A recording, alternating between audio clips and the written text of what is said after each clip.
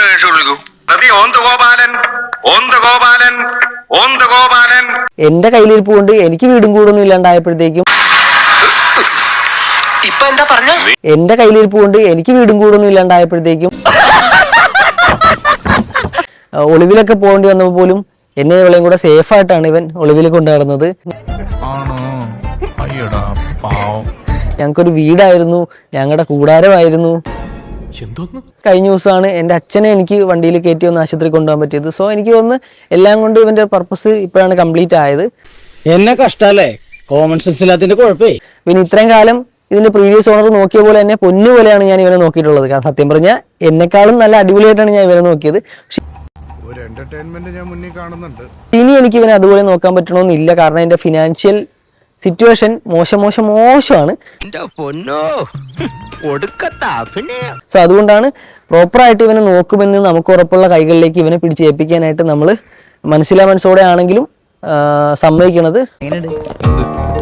അഭിനയം എന്ന് പറഞ്ഞാൽ നാച്ചുറൽ ആയിരിക്കണം. Acting is what reacting, it is behaving, you know. 65,000 കിലോമീറ്ററിലാണ് ഞാൻ വണ്ടി ഇറക്കിയിട്ടുള്ളത്. ഇപ്പോൾ 1,05,000 കിലോമീറ്റർ, കറക്റ്റ് 40 കിലോമീറ്റർ ഞാൻ ഓടിച്ചു.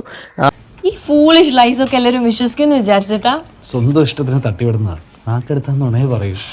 40 കിലോമീറ്ററിനും പ്രോപ്പറായിട്ട് ഞാൻ സർവീസ് ചെയ്തു. അതുപോലെ 1,00,000 കിലോമീറ്ററിലെ മേജർ സർവീസും കഴിഞ്ഞാണ്.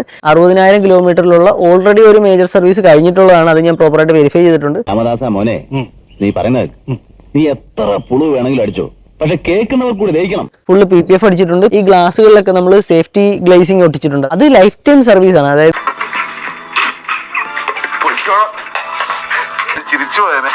1,00,000 സർവീസിന് ഞാൻ കയറ്റിയതാണ് അപ്പോളോടെ ആപ്റ്ററ ക്രോസ് ടയേഴ്സ്. അതും ഫ്രഷ് പീസാണ്, സെക്കൻഡ് ഒന്നും അല്ല കയറ്റിയിട്ടുള്ളത്.